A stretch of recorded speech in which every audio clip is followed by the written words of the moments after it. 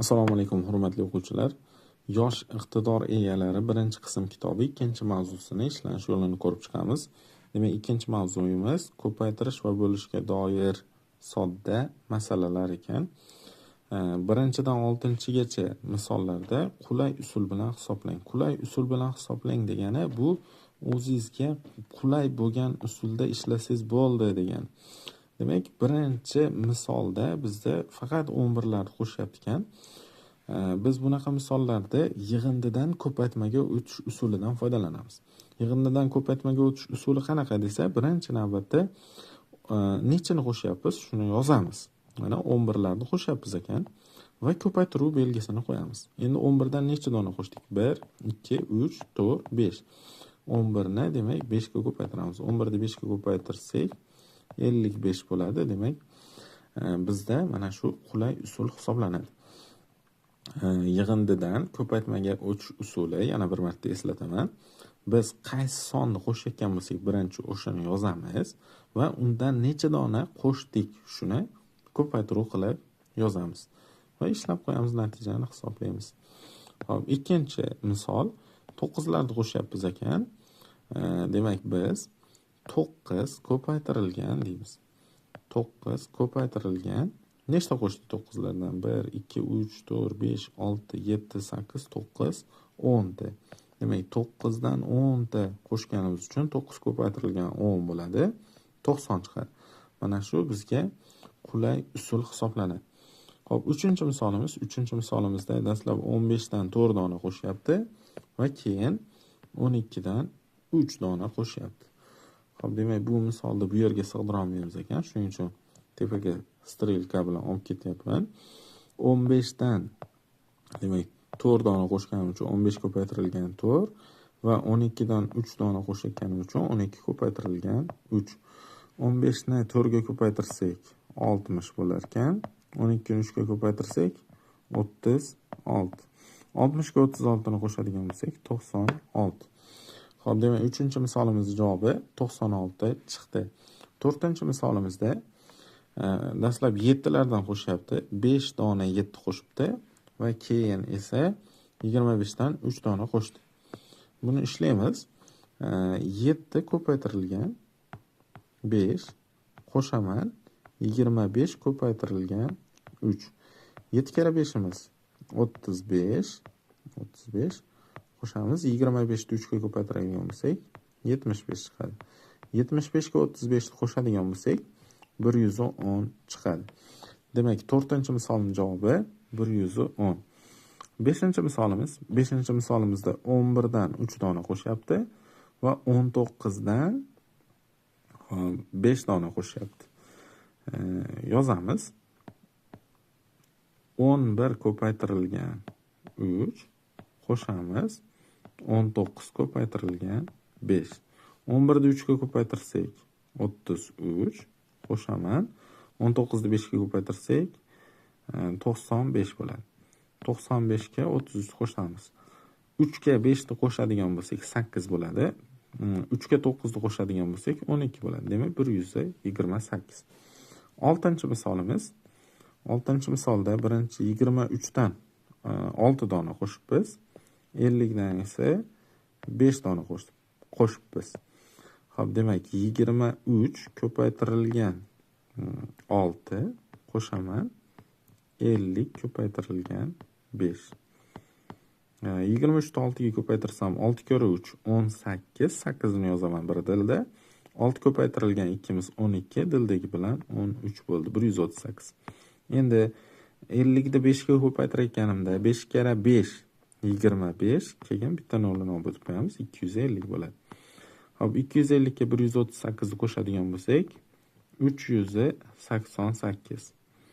Hop, 6-misolimizning javobi 388 chiqdi. 7-misol. Velosipedlarda jami nechta g'ildirak bor? Bu yerda ikki xil velosipedlar berilyapti. Birinchi ko'rib turgan velosipedlarimiz hammasi 3 g'ildirakli ekan. Demak, ikkinchi, ya'ni sariq bilan belgilab qo'yayotgan velosipedlarim hammasi 2 g'ildirakli velosipedlar ekan. 3 g'ildirakli velosipedlar jami nechtaligini topishimiz kerak? 3 g'ildirakli. 3 g'ildirakli velosipedlarimiz bu tomonimizga 4 qator ekan, bu tomonimizga ham 4 qator ekan. Demak, 4 ni 4 ga ko'paytirsak, 4 kara 4 velosipedlar soni kelib chiqadi. 16 ta 3 g'ildirakli velosipedlarimiz bor ekan. Endi 2 g'ildirakli velosipedlarimiz nechta? 2 g'ildirakli velosipedlarimiz esa bu qatoriga 3 dona ekan. Bunaqasiga esa 2 qator ekan. Demak, 3 kara 2. 3 ko'paytirilgan 2. 6 ta 2 g'ildirakli velosipedlarimiz bor ekan.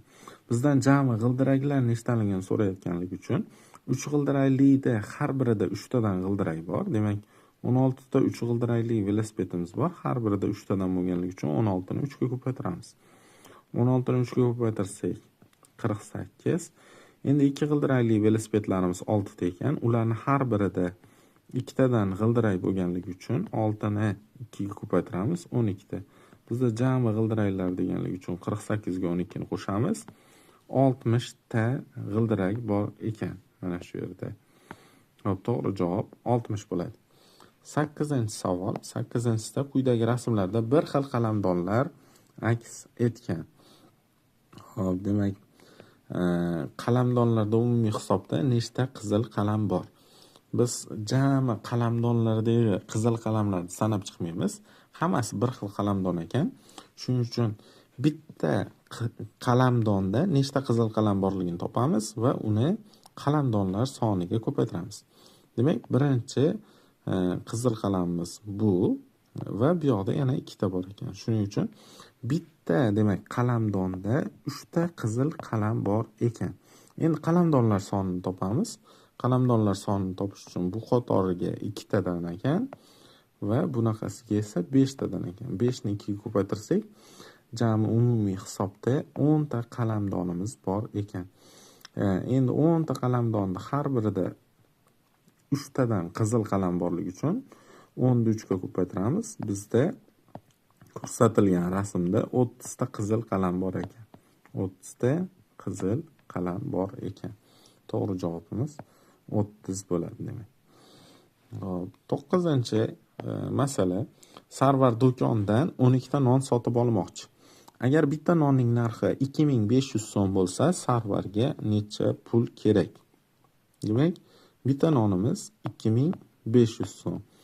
Hop, Sarvar nechta olmoqchi? 12 ta olmoqchi. 25 ta, demak 12 ga ko'paytiramiz va 2 ta nolda keyin olib o'tib qo'ysak bo'laveradi. Bu ham biz uchun qulay usul hisoblanadi. 5 kara 2 10, nolini yozamiz bir tilda. 2 kara 2 4, dildagi bilan 5 bo'ladi, demak 50 bo'ldi. 1 kara 5imiz 5. Hop, 1 kara 2imiz 2. Yozaman va qo'shaman. 0, 5 ga 5 ni qo'shsam 10, nolini yozaman bir tilda. 2 ga dildagi 1 bilan 3 bo'ldi. 300. Endi biz 2500 so'mni 2 ta nolini olib o'tib qo'yamiz. 2 ta nolini olib o'tsak, Sarvarga demak 30.000 so'm pul kerak bo'lar ekan. Demak, Sarvarga 30.000 so'm pul kerak. 10-savol. Rasmda berilgan konfetlarning barchasi ko'k rangli idishlarga teng taqsimlandi. Endi bu ko'k rangli idishlarda nechtadan konfet bor? Birinchi navbatda ko'k rangli idishlar qaysi? Ularni topib olishim kerak. Ko'k rangli idish bu ko'k rangli ekan. Bunisi ham ko'k rangli, bunisi ham ko'k rangli. Jami demak 3 ta ko'k rangli idishim bor ekan.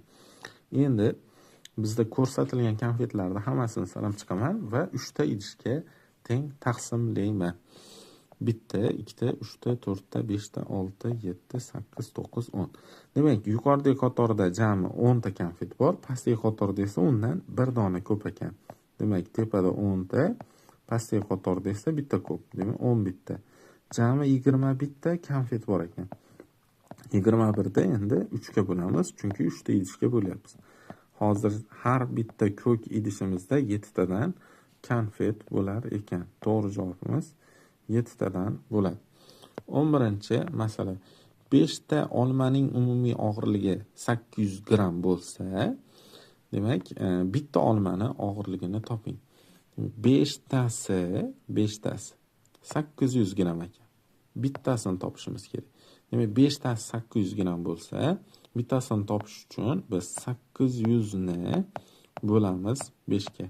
800 ni 5 ga bo'ladigan bo'lsak, 8 ni ichida 5 talikdan bitta bor. 3 qoladi. 30 ni ichida 6 ta bor. Bitta nol oshib qoladi. Olib qo'yamiz. 160 gramm ekan. Bitta olmani og'irligi demak 160 gramm ekan. Xo'p, 12-chi masala.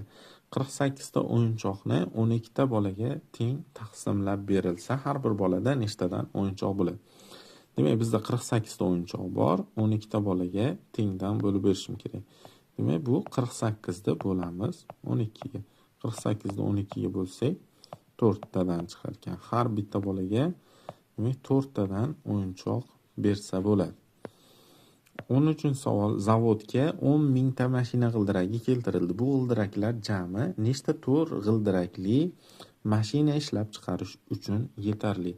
Hozir bizda zavodda 10 mingta g'ildirak bor.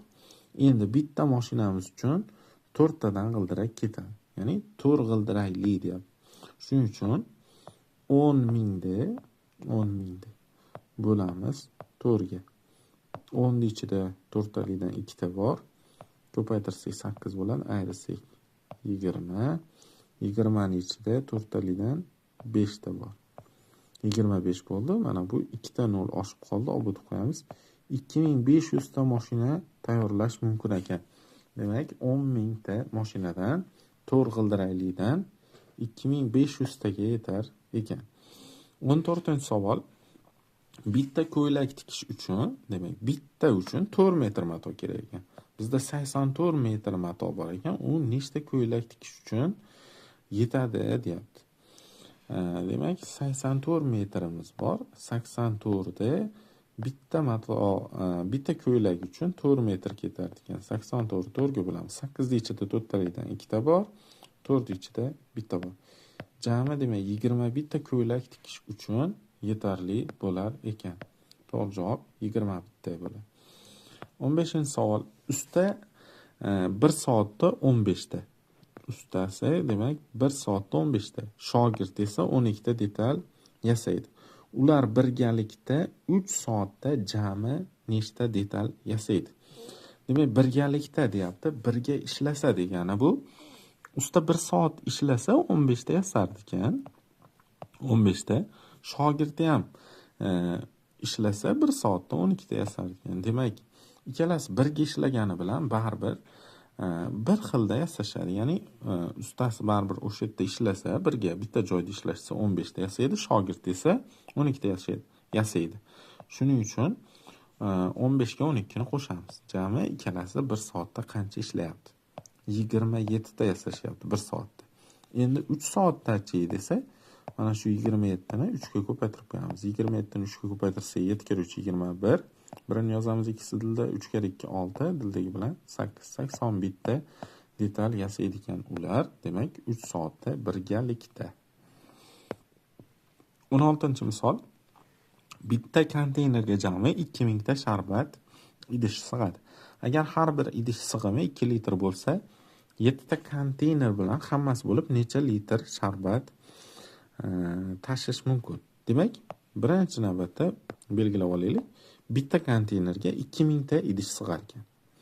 Har bir idish 2 litrli bo'lar ekan. Demak, bitta konteynerga 2000 ta idish sig'ar ekan. Xo'p, bitta konteyner.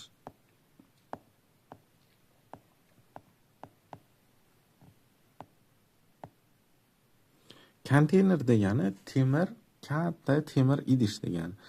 Xo'p, shunda biz 2000 ta idish sig'yapti bitta konteynerga, har biriga 2 litrdan sig'ar ekan.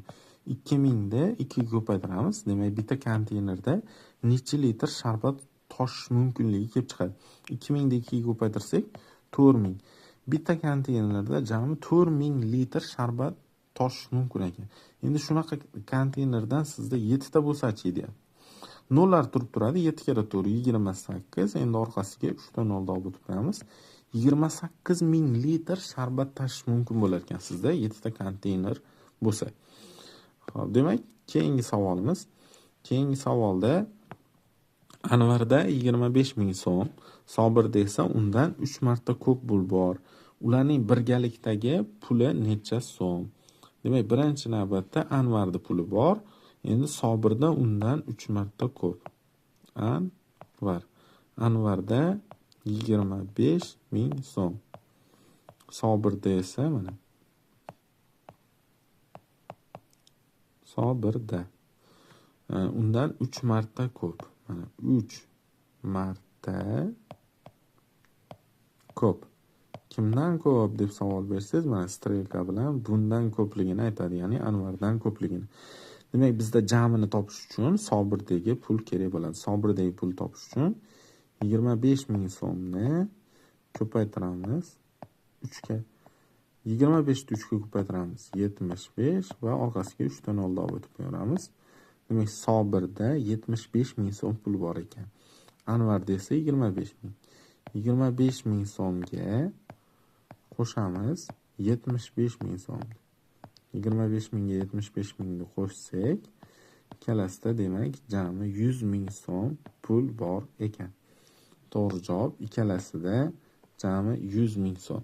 Bizda ularni birgalikdagi puli dedi. Birgalikdagi puli degani bu jami puli degani. 18-misol. Usta bir kunda 12 ta, shogird esa 8 ta detal yasaydi. Ular birgalikda 360 ta detalni necha kunda yasaydi? Demak, usta bir kunda 12 ta, shogird esa 8 ta. Ular bir kunda, demak, jami 12 qo'shilgan 8. 12 ga 8 ni qo'shsak, ular 20 ta yasashar ekan bir kunda ikkalasi. Endi bizda jami 360 ta detal yasash kerak ekan. Ular har kuni 20 tadan yasagani uchun 360 ta 20 ga bo'lamiz. Necha kunda yasab bo'lishi kelib chiqadi. Nollarni o'chirib yuborsak bo'ladi. 36 ni 2 ga bo'lamiz. 36 ni 2 ga bo'lsak 18. Demak, 18 kunda ustasi bilan shogirdi birgalikda 360 ta detal yasay olar ekan. Hop, keyingi misol, masalamiz mehmonxonada 15 ta 3 kishilik, 25 ta 2 kishilik va 30 ta 1 kishilik xonalar mavjud. Xuddi shunday 5 ta mehmonxonada hammasi bo'lib nechta mehmonlarni qabul qila oladi deyapti. Hop, birinchi navbatda bitta mehmonxona nechta odam qabul qilishini topamiz va uni 5 ga ko'paytirib qo'yamiz. 15 ta 3 kishilik deyapti. Demak, 15 ni 3 ga ko'paytiraman. 15 ni 3 ga ko'paytirsam 45 ta odam. 25 ta 2 kishilik dedi. 25 ko'paytirilgan 2. 25 ta 2 ga ko'paytirsam 50 va 30 ta 1 kishilik dedi. 1 kishilik 30 ta bo'lsa 31 ga ko'paytiraman 30. Endi hammasi bo'lib shuncha mehmon qabul qila oladigan ularni qo'shamiz. 45 qo'shilgan 50 qo'shilgan 30. Xo'p, demak 45 ga 50 ni qo'shadigan bo'lsak 95, 95 ga 30 ni qo'shadigan bo'lsak 125. 125 ni endi shunaqa mehmonxonamizdan 5 ta bor ekan. 125 ni 5 ga ko'paytirsak 5 kara 5 25, 5 ni yozamiz ikkisi tilda. 5 kara 2 10, ikkisini ham yozamiz ekan, demak 12 bo'ldi. Biri tilda 625 ta mijozga xizmat ko'rsata olar ekan. Shunaqa mehmonxonamizdan 5 dona bo'lsa. 20-misol. Masala: do'konda 440 kilogramm olma bor. Dastlabki 3 kun davomida har kuni 30 kilogrammdan. Demak, 3 kun, mana 3 kun, har kuni 30 kilogrammdan. Keyingi kunlarda esa 25 kilogrammdan olma sotildi. Jami olmalar necha kunda sotildi? Xo'p, demak 3 kun 30 kilodan sotdik. 30 ko'paytirilgan 3. 30 ni 3 ga ko'paytirsak, biz hozir 90 kilogrammini sotib bo'libmiz. O'zi 440 kilo edi. 440 ayrilgan 90. Hozir bizda qoldi 350 kilogramm olma qoldi. Endi ularni har kuni 25 kilogrammdan sotibmiz. Shuning uchun 25 ga bo'lamiz. 35 ta ichida 25 talikdan bitta bor. 25 ayirsak 0, 1. 100 ni ichida 4 ta bor. Hop. Endi biz qolgan olmamizni 14 kunda sotdik. Birinchi 3 kun sotdik va undan qolganini 14 kunda sotdik. Shuning uchun jami necha kunda sotib bo'ldi desa, 3 qo'shaman 14 bo'lib turib, jami 17 kunda sotib tugatibmiz olmalarni. To'g'ri javobimiz 17 kun bo'ladi. 17 kunda hamma olmani sotib bo'ldim. Hop, 21-misol. Yog'ochni aralab 5 ta qismga ajratish uchun 40 daqiqa vaqt kerak bo'ladi. Uni aralab, hop, 2 ta qismga ajratish uchun deyapti. Qancha vaqt kerak bo'ladi? Mana buni yog'och deb tasavvur qilaylik. Mana shu yog'ochni 5 ta qismga ajratish kerak ekan. 5 ta qismga ajratish uchun uni 4 marta aralaymiz ekan mana. Xo'p, demak, birinchi qism bo'ladi, ikkinchi qism, mana uchinchi qism, to'rtinchi qism, beshinchi qism.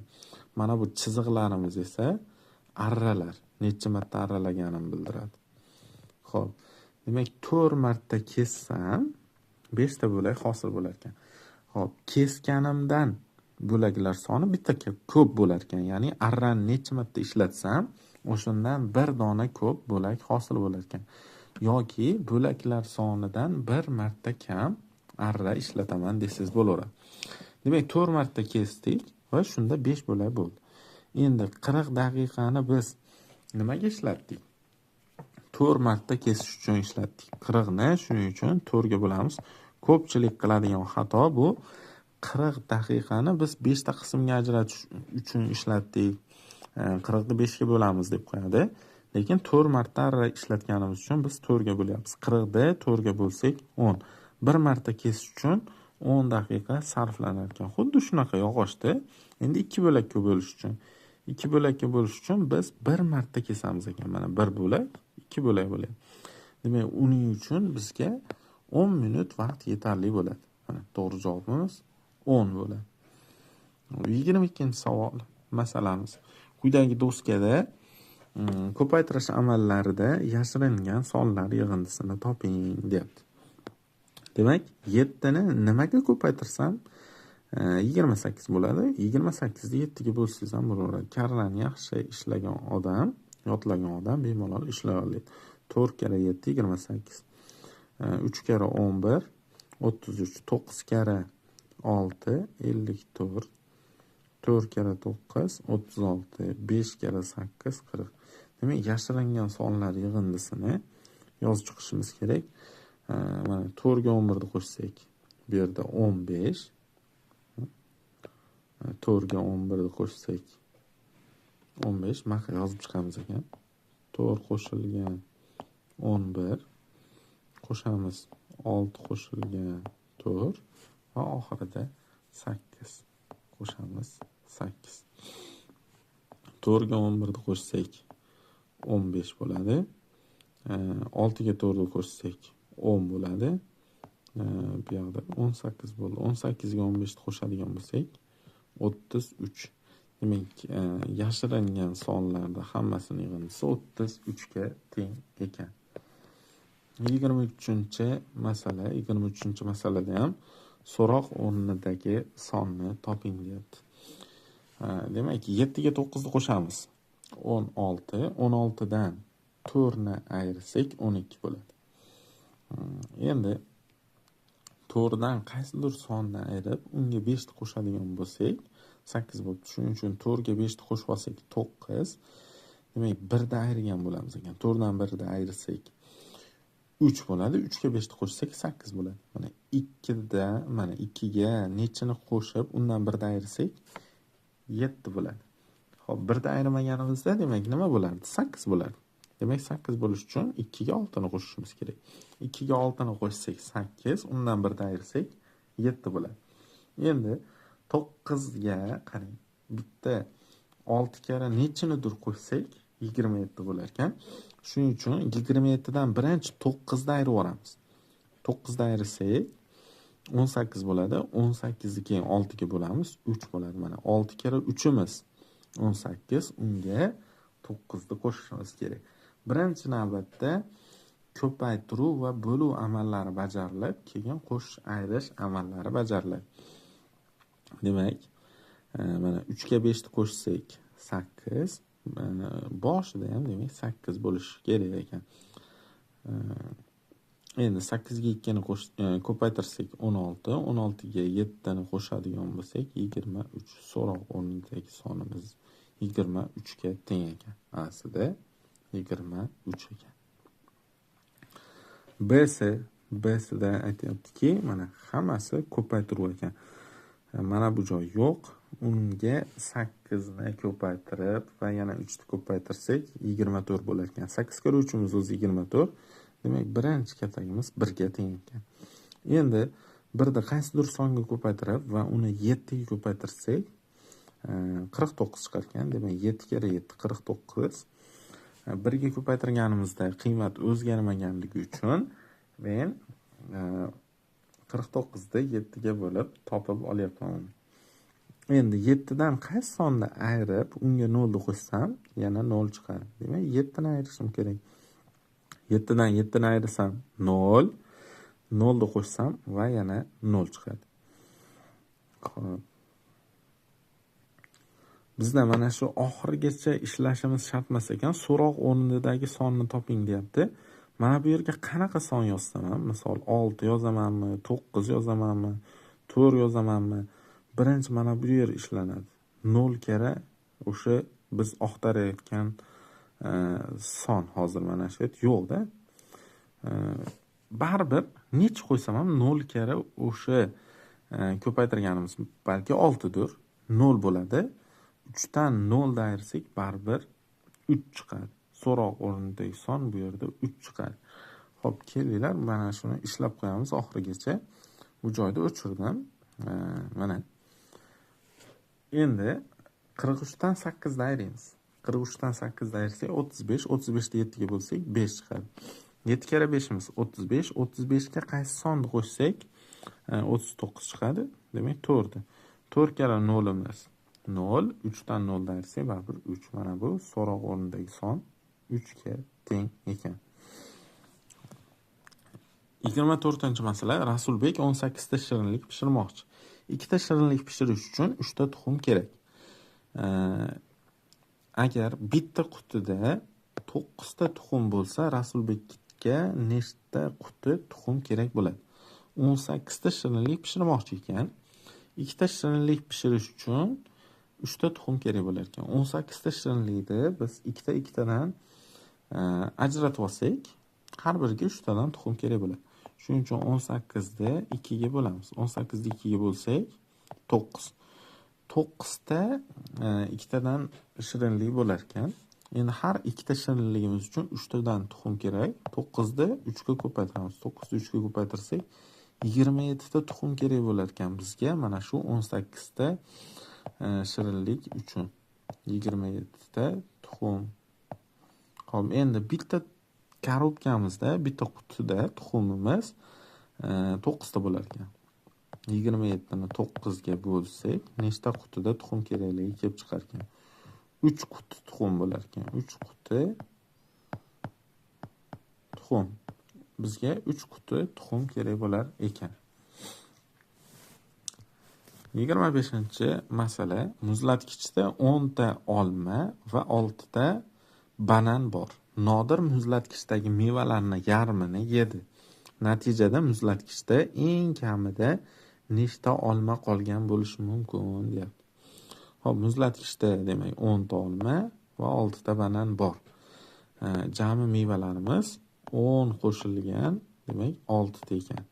16 ta mevamiz bor ekan muzlatgichda. Nodir nima qildi uni? Yarmini yedi. Yarmini yedi bo'lsa 16 ni 2 ga bo'lamiz. 16 ni 2 ga bo'lsak 8 ta yedi. 8 ta yedi. Bizdan so'rayapti, muzlatgichida eng kamida nechta olma qolgan bo'lishi mumkin? Demak, olmalar kam qolishi kerak. Olmalar kam qolishi uchun Nodir olmalarni yegan bo'lishi kerak. 10 tadan hozir biz 8 ta yedi-yu, hammasini olma yedi deb yuboramiz. Shunda olmalar eng kam qoladi. 10 dan 8 dan ayiramiz. 2 ta olma qoldi. 2 ta qoldi olmalarimiz. Bizda eng kamida deganligi uchun yeganlarini hammasini demak biz olma deb olamiz. Eng ko'pida desa biz birinchi bananlarni hammasini yegizib olamiz. Olmalar ko'proq qolishi uchun. Xo'p, 26-chi masala. Erkin kayfiyati yaxshi bo'lgan kunlari $4, kayfiyati yomon bo'lgan kunlarda esa $2 pul sarflaydi. 5 kun davomida jami $16 pul sarflagan. Shu 5 kun davomida necha kun Erkinning kayfiyati yaxshi bo'lgan? Xo'p, demak 5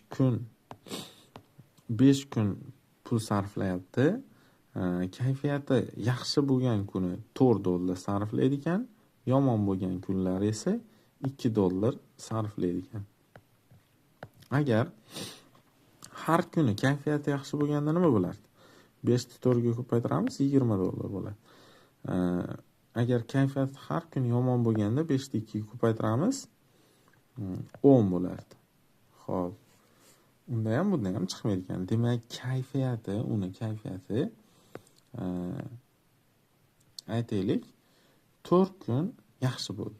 4 kun yaxshi bo'lsa, 4 ni 4 ga ko'paytiramiz, o'zi $16 bo'lib qolar ekan. Agar kayfiyati 3 kun yaxshi bo'lsa nima bo'ladi? 4 ni demak 3 ga ko'paytiramiz. 4 ni 3 ga ko'paytirsak $12 ishlatgan bo'ladi. Endi 2 kun kayfiyati yomon bo'ldi. 2 kere 2 4, 12 ga 4 ni qo'shadigan bo'lsak, mana shu $16 bo'lar ekan. Xo'p, biz buni hozir oson usulidan foydalanib qo'yardik, ya'ni tanlab olish usulidan. Tenglama tuzmalikda o'zi kunlar soni kamligi uchun shunaqa ishlab qo'ydik. Demak, uni kayfiyati 3 kun yaxshi bo'lgan ekan. To'g'ri javobimiz 3 kun. 27-chi masala. Stolda 10 ta qog'oz bo'laklari bor edi. Xurshid bir nechta qog'oz bo'laklarini har birini kesib 2 bo'lakka bo'ldi. Shundan so'ng stolda 18 ta qog'oz bo'lagi hosil bo'ldi. Xurshid hammasi bo'lib nechta qog'oz bo'lagini kesgan? Demak, stolda jami hozir 10 ta bo'lak bor. Xurshid x tasini kesdi. Har bir keskani, demak, bitta kesganimizda 2 bo'lak paydo bo'ladi. Ya'ni bitta kesganimizda u qog'ozimiz 2 ga ko'payib qoladi degan. Xo'p, demak 10 tadan biz x tasini ayirib olyapmiz. 10 dan demak x ta ayiramiz. Va shu x ta bo'lagimiz har biri 2 tadan bo'lyapti. X ni demak ko'paytiramiz 2 ga, har biri 2 tadan bo'lakka aylanib qolyapti. Va shuni qo'shadigan bo'lsak 18 ta paydo bo'lyapti. Xo'p, bu yerda 2x dan x ayrilib ketadi. Xo'sh, x qoladi. 18 ayrilgan 10 bo'ladi. 10 ni u tomonga o'tamiz. X teng 8 chiqadi. 8 ta bo'lakni har birini 2 tadan qilib kesibdi. Demak, o'zi 10 ta bo'lagi bor. 10 ta bo'lakdan biz 8 tasini olib qolyapmiz. 8 tasini olib qolyapmiz, 2 tasi qolyapti. Mana shu 8 tani har birini 2 tadan kesyapmiz. 2 tadan kesganimiz uchun 8 ni 2 ga ko'paytiramiz. 16 ta yangi bo'lak hosil bo'lyapti. Unga 2 ta hali kesilmagan bo'lakni qo'shsak, jami mana 18 ta bo'lak hosil bo'lyapti. Mana buni qilib tekshirib ham qo'ydik. Demak, Xurshid hammasi bo'lib nechta qog'oz bo'lagini kesgan? Hammasi bo'lib mana 8 tani kesgan. Tanqidiy fikrlashni rivojlantiruvchi mashqlar. Quyidagi doskada misol yozilgan. 122 ko'paytirilgan 15. Xo'p, Sardor doskadagi misolning natijasi toq yoki juft son ekanligini aniqlash uchun ko'paytirishni bajarish shart emas dedi. Quyidagi gaplardan qaysi biri Sardorning fikrini asoslab bera oladi? A. 15 ni har qanday songa ko'paytirganda juft son hosil bo'ladi. Bu noto'g'ri narsa. Mana 15 olamiz. 15 ni 1 ga ko'paytiringda, har qanday songa ko'paytirsang juft bo'ladi deyapti. 15 ni 1 ga ko'paytirsang 15 bo'ladi. Demak, juft emas. Bu narsa noto'g'ri narsa. B'sida 15 ni har qanday songa ko'paytirganda to'q son hosil bo'ladi deyapti. Yo'q, bu narsa ham xato. Mana 15 ni olaylikda 2 ga ko'paytiraylik.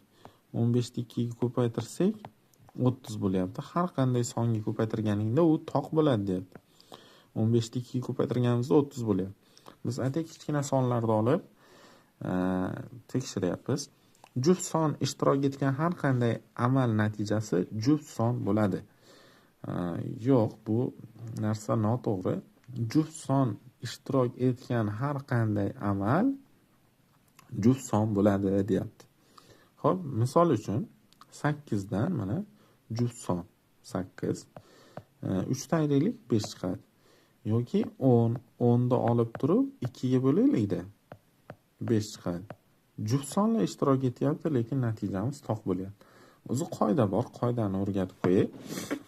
Demak, toq sondan qo'shsak yoki ayirsak toq sonda juft son hosil bo'ladi.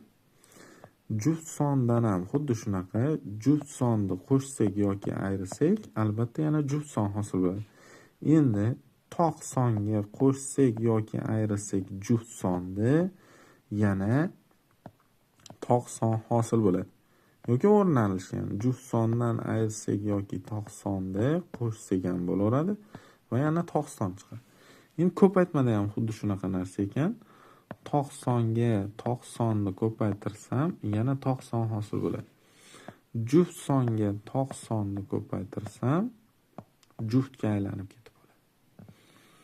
O'rni o'zgargan bo'lsa ham shunaqa. Toq sonni juft songa ko'paytirsam juft son hosil bo'ladi. Juft sonni juft songa ko'paytirsam yana juft son hosil bo'ladi. Bizda 122 juft son, 15 esa toq son. Juft son toq songa ko'paytirganimda, xo'p, juft son chiqadi. Shu qoidaga tushadi bu. Shunaqa javobni axtarishimiz kerak o'zi. Mana D-sida juft sonni toq songa ko'paytirganda natija juft son bo'ladi. Shu D javob bo'ladi. Sardorning fikrini asoslab beradigan javobimiz D javob. Xo'p, ikkinchi savol tanqidiy fikrlashda 3 ta idishda jami 36 ta konfet bor. Davron aytayapti. Demak, har bir idishda 36 bo'lingan 3, 12 tadan konfet bor ekan dedi. Davron qanday xatolikka yo'l qo'ydi deyapti. Demak, Davron xato qildi. Davronni bo'lish amalini qaraydigan bo'lsak, to'g'ri bajarilgan. Demak, Davron qandaydir mantiqiy xatolikka yo'l qo'ygan. Idishlarga ahamiyat berdik. Uchalasi bir xil idish emas va 3 ta idishga teng bo'lindi yoki 3 ta idishda bir xildan 36 ta konfet bor demadi. Shuning uchun Davron 3 ta bo'lakka tengdan bo'lib qo'yganligi uchun xato bo'lyapti. U bo'lishni xato bajardi deyapti. Yo'q, to'g'ri bajardi bo'lishdi. U har bir idishdagi konfetlar sonini teng deb o'yladi. Mana shu B javobimiz u o'ylagan nima bo'ladi?